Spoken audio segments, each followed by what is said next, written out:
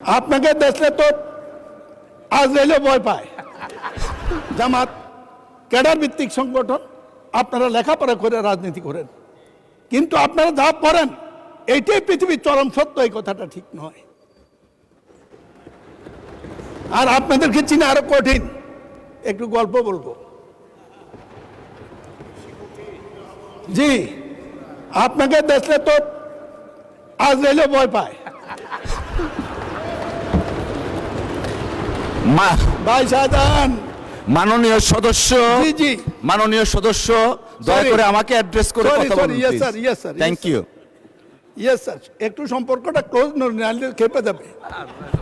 সংসদের বাইরে গিয়ে ক্লোজটা দেখাবেন, জি, জি, এখানে জি, জি, আমাকে জি। অ্যাড্রেস করেন প্লিজ। সুতরাং শুধু এই কথাটি বলবো, খুব দুঃখ পাই, এতদিন বেঁচে থাকবো এটা তো কথা ছিল না।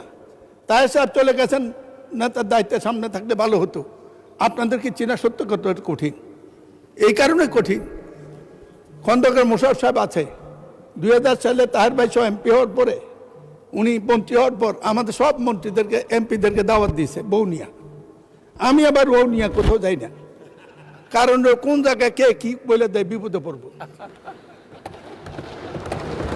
ভারত যাই না। তো আমি বৌনিয়া যাই নাই, কয়েকজনে বৌনিয়া জানে, কিন্তু তার ভাই বৌনিয়া গেছে। ঢুকার পর দেখি একটা কিছু হাঁটতেছে। আমি বললাম যে তার ভাই ভাবি কই? কই যে ওই যে। আমি বললাম আপনি যে বদলাই আনেন না, এটা কেমনে বুঝবো?